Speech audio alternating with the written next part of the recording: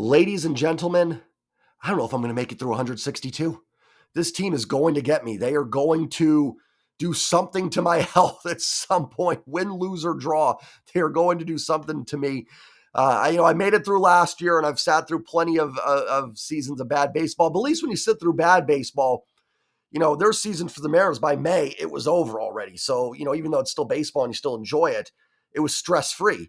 Not going to be the case this year because they are right in the thick of things and they are still kind of playing a little bit of chaos ball. What is up? What is going on, everybody? Welcome back and welcome into the Seattle Mariners post-game recap. The Mariners defeat the Baltimore Orioles tonight 4-3.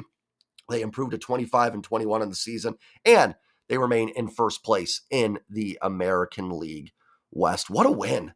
What a great win for this team. And in a game that, looked lifeless for the first 6 innings of it, Mariners find a way to get it done. They rally against the Orioles bullpen, and their bullpen does the job, holds Baltimore in check, and they get the W. A great win. And such a turn of the tide because if you follow me on Twitter or Twitter X, I was a little salty for this game. I was a little salty on this one. I think it's the fact that it got delayed 3 hours.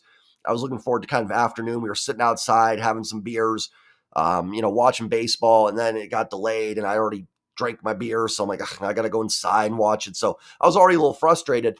But, yesterday the Mariners get blasted by Baltimore. It happens. Doesn't mean it's not frustrating, but it happens. Then they just look kind of lifeless today. And Grayson Rodriguez is a fantastic pitcher. And Baltimore's a fantastic team. So it's not that I'm sitting there going, how can you lose to Baltimore? It's just that it was frustrating because, you want to see this team make statements against really good teams. They've done better this year. They've done better against good teams, but you want to see them go on the road and really just have a feel-good series. You're like, great, that they're going to lose this one. And then, of course, your mind starts going, and they're going to be swept tomorrow. Then they're going to go to Yankee Stadium and play the Yankees for 4. And the Yankees are somehow record-wise better than the Orioles, which blows me away. So you're just, it starts mounting in your head. And I'm trying to think, okay, what's my narrative going to be for this game? What am I going to talk about here? And, I'm going back and forth on again, this offense, but you have the injury issues. What is going on? Why is this team looking like they are clearly a tier below a team like Baltimore? And then, of course, they rally to win the game. That's how it always goes. Every time I have a narrative lined up for a video, the Mariners change the narrative. So anytime they get down, I'll try and just keep that narrative in my mind. And then the Mariners should rally and win the game. And now, it's kind of like from that just doom and gloom I felt after 6 innings, now it's like cloud 9. I'm like, you got a chance to win a series in Baltimore tomorrow with George Kirby on the mound. You've got to feel pretty good about that. I mean, Baltimore's offense can hit any pitcher in the league, but you got to feel pretty good now that you could win this series in Baltimore. And kind of an interesting, change up from last year. If you guys remember last year when the Mariners played Baltimore, they actually blew the Orioles out the first game of both series and then lost 2 really close games in both series the rest of the way. And maybe that's the tide's turning on that too. Maybe the Mariners lose the blowout game 1 and they find a way to win a couple close ones to get a series win. And then you're feeling really good going to New York. And all of a sudden this road trip, you're going, hey, if you can find a way to split in New York and, Washington, even though they're better, is still a team you feel confident you can probably get 2 out of 3 from. So it's just amazing how a couple things can just change everything and the narrative that you have. And it is kind of funny because this was actually going to be one of my first real big rant games when they were down 2-0. Guys, you're never going to see me be like the Skip Bayless or some other content creators that rant and cuss. It's just not me. If that's your thing and that's what you like, totally fine. There's a lot of YouTubers I follow that do that, and I love it. I love listening to it. It's just not my style. But I was going to be pretty harsh on this team, and then they win. So only the Seattle Mariners, only the Mariners, maybe the Seahawks too. Only Seattle sports teams can do that to us, I swear. But a really good win, a really, really solid win against a great baseball team. Man, is Baltimore relentless. Their pitching's good. Their bullpen wasn't as sharp tonight, but their bullpen is good. They don't even have their best guy out there in Felix Bautista.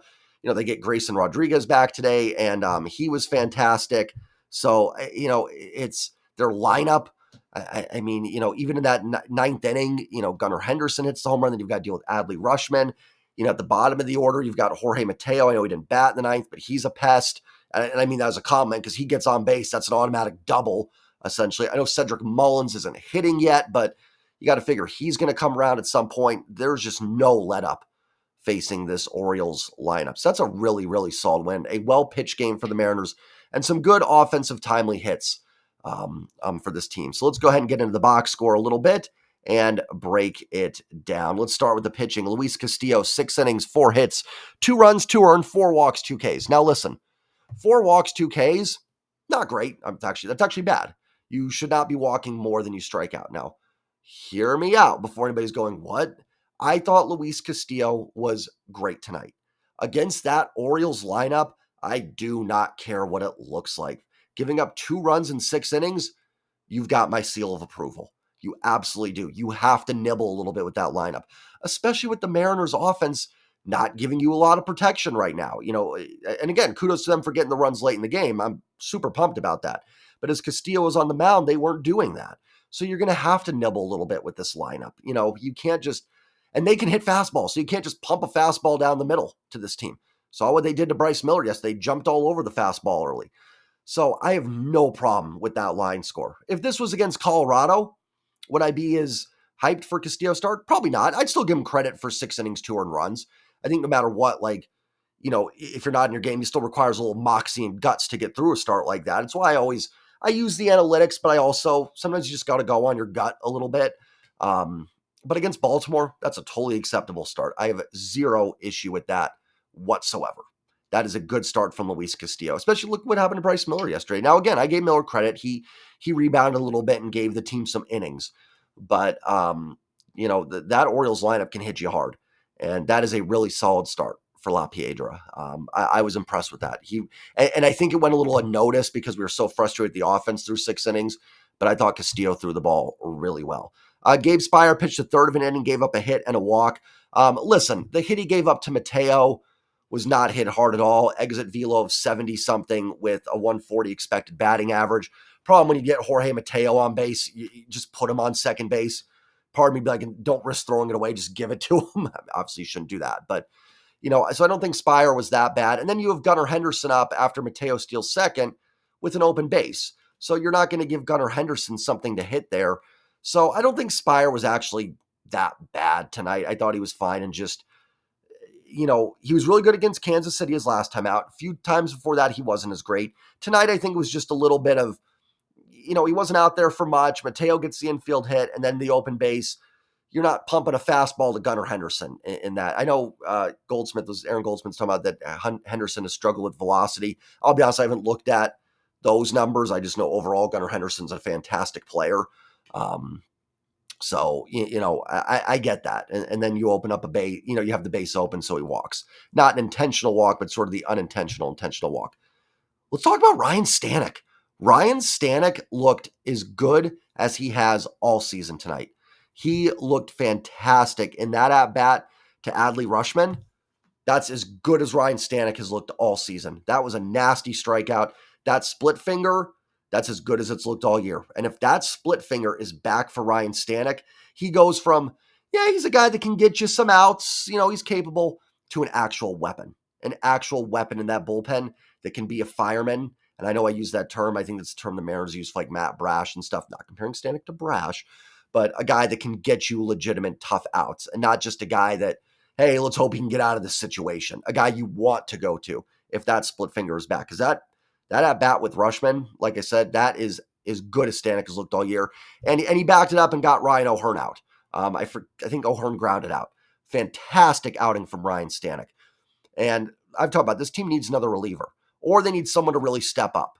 And if Ryan Stanek can do that, then sign me up. Like, I don't care who it is. And I've never been I've been critical of Stanek. I've never been like, oh, he needs to be, DFA'd or anything like that. I'm not down that bad on him. I just think he's been more of a middle of the road reliever. Tonight was a relief ace. That's what a relief ace looks like. That's what a guy that you can put into a bases loaded situation and gets out of it and keeps you in the lead or tied looks like. That was a tremendous outing from Ryan Stanek. Trent Thornton threw the ball well in his inning. He did walk guy, but got a strikeout. It's kind of funny because I've been one of the more pro Trent Thornton people. I don't listen to everybody, so I'm not sure everybody's take on Trent Thornton. But I've talked about last year. I thought Thornton was a really nice addition at the deadline. And he was pretty solid last year. He wasn't Munoz, Brash, Seawald, but he was a really good reliever. And I still think Trent Thornton's a really good reliever. There's still something where I just don't fully trust him, though, as my number one right-handed pitcher behind Andres Munoz in the bullpen. Now, I don't think he is the number one. I think Stanek is still in that role. Thornton actually funny enough, Thornton actually probably came into the lower leverage situation. Stanek came into a tie game with runners at first and second and one out. Thornton came in with nobody on, nobody out, and a 2-run lead. So technically, they used Stanek in the higher leverage spot. Thornton just pitched later. But I still just don't have that full confidence yet in Trent Thornton. Totally fine. Again, another guy that absolutely should be in this bullpen. Zero doubt. Trent Thornton is good. He is a good reliever.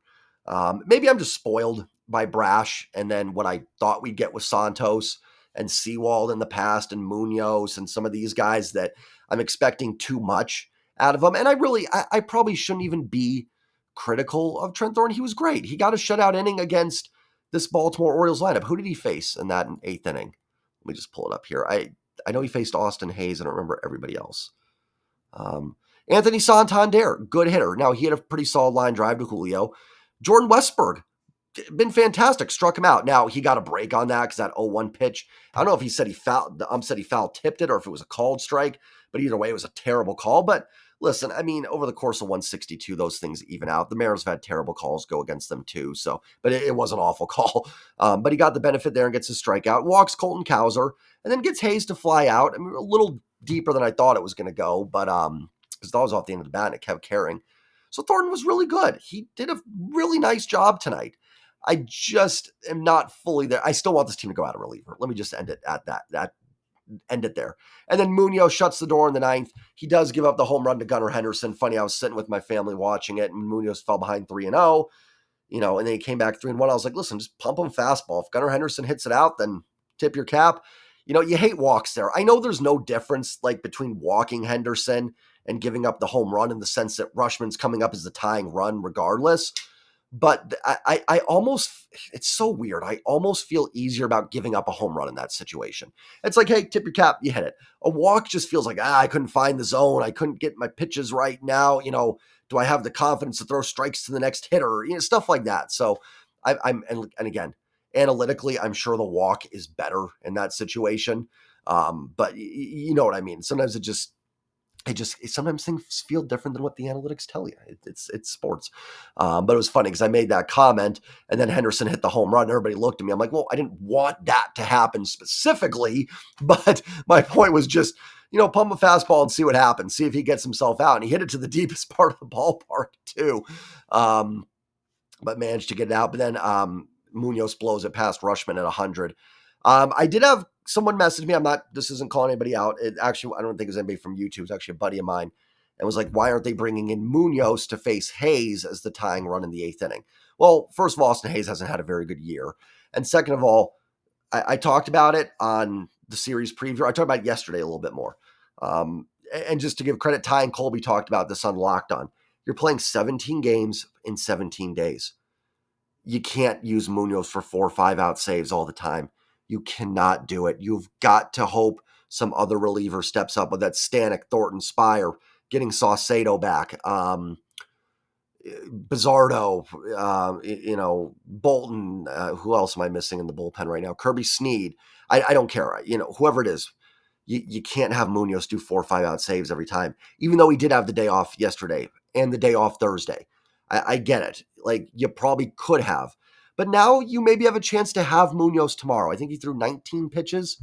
Threw 19. I think you have a chance if it's a situation that calls for it. I think Scott could go to Munoz tomorrow. With a chance to win a series, I think he might do it. If he pitches that extra out, I don't think you have him available tomorrow. I don't. So you can't. And this is another reason to go get another reliever. And I'm not calling out Justin Jerry here. I guarantee you they are calling. Guarantee it. But it takes 2 to tango. I know there's relievers available, and everybody says, well, Miami and Colorado are selling. Yes, but they're still wanting prospects and players for those guys. I truthfully think the best route is to call, I'm going to keep saying it, but call Oakland for an Austin Adams. He's a 7th inning guy. Who cares? But for Tanner Scott from Miami, Justin Lawrence in Colorado. I don't even know how Lawrence is doing this year, to be honest, but they're probably asking for a little bit more from those guys. You know what I mean? The Mason Millers of the world. They're going to want the farm for those type of players. So your best bet may be to go get someone else to just kind of bridge the gap a little bit. But I'm sure they're calling. I'm sure they're working on some things. But it takes time. It takes, like I said, it takes two to tango to work out a deal. Or maybe they're just being slow. I don't know. Maybe they think they're fine. That's just something where there's just some things in sports that we're just not privy to. That there's things that can go on in the clubhouse. And that's not to say you can't criticize Scott, Justin, Jerry, whoever. You have every right to do that. But there are things we're just not privy to, and that's one of them. We just don't know what all goes on behind the scenes there. But, yeah, pitching staff is fantastic. You give up only 3 runs to the Orioles, you did a darn good job. Let's look at the lineup today. 7 hits, 4 walks, only 9 strikeouts, so better from the Mariners today. Rojas is 0 for 3, but did work 2 walks, on base twice and 5 at-bats, take it. Julio 2 for 5. Both his hits were infield grounders, not hit very hard, but again, I'll keep reiterating with Julio. I'd like to see some slugging, like to see some balls in the gap. I will say Julio's base running came in handy on that Cal Raleigh double. I think he probably would have. I think most guys would have scored there, but still good to see. And Julio's defense still fantastic in the outfield. Listen, even Julio with the 648 OPS, and I know some people are going to hate me for saying this, with his defense and base running ability. Now, he gets picked off too much. He hasn't been great with the caught stealing. So he's not clogging up the bases Ty France style is my point with that. So just before anybody gets into anything, you should still be playing Julio every day. Like, that's still a player. I think he's still on pace for like a 4.5 win season or something like that by F4. So, he's still a valuable player. It's not the player we want. He needs to be better to justify the money and the hype, essentially. But even that is what the numbers right now are still a somewhat valuable baseball player. But again, I feel like we're always coming out of it with Julio, like that last Sunday against the A's, the home run, couple doubles. I'm like, this is it. This is the hot streak. And the singles are nice. Like, listen, again, Julio on base twice, 5 at-bats. It's a 400 OBP for the day. There's nothing wrong with that game from Julio Rodriguez. I want to see a little more slugging. I want to see balls in the gap. You know what I mean? And it's just, I'll keep reiterating it till we see it a little more consistently. The big dumper, 1 for 4 with the RBI double, ends up being the game winner for the Mariners. Cal just continues to be clutch and not much else to say there. Still rocking the big dumper t-shirt. Again, it's just Cal finds that hit. It always seems to be, a clutch one. Mitch Garver, 0 for 4. Luke Raley, 1 for 4 to solid hit, line drive against the lefty. I think that started the rally in the 7th inning. Dylan Moore, Demo, 2 for 3 with an RBI double. Not only did his 2 doubles for Demo today, not only did his first double get everything going in the 7th inning that allowed the Mariners to tie the game up, his double in the 8th was huge. That extra run was huge, not just because Gunnar Henderson hit the home run, because Munoz may have pitched differently in a 1-run game, so we don't know. But against Baltimore, again, I'm not feeling comfortable with a 1-run lead. I'd be happy. Great, we're up. I'll take it. But man, you really want to get a bigger lead. And Luke Raley had grounded out, and Cal had to stay at third. And then Dylan Moore with another double down the line. Man, Demo has been so good this year. He has been so good. And his OPS up to 786. He's good on the base pass. I think he's a pretty good defender. I actually haven't looked at the metrics too much. He's certainly capable. I don't know if he's like an elite defender, but he's certainly not a negative, at least from what I've seen out there as well. So obviously you want JP back, but man, you've got to keep Dylan Moore's bat in the lineup for sure. Canzone was 0 for 1 with a walk. Mitch Haniger, pinched hit for Canzone, 0 for 2. Did get the RBI and a ground out. That scored Raley in the 7th. Probably not bad. That actually would have been more frustrating, but the Mariners were so starved for runs. It's like, I'll take getting a run in there. But it was up 3-1 in the count. You'd like to see him reach there, get a base hit. But again, got to run home. Beggars can't be choosers. So good by Mitch to get good job by Mitch to get the RBI. Ty France, 1 for 4. Listen, again, not a great day, but I do want to praise Ty France's at bat that tied the game in the 7th. 12 pitch at bat, fouled off some tough pitches. Yes, there was probably 2 or 3 of them he shouldn't have swung at that were way outside. So he may have been able to reach base by just not swinging.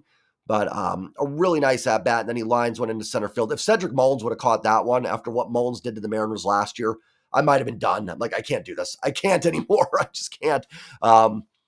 So again, Cal Raleigh and Ty France, great games, not necessarily, but man, they made their one hit count, and it was huge. And listen, again, I'm all for looking for a first base upgrade. I'm pretty much there. But if Ty's going to get one hit a game, make it an important one like that. So good to see from Ty.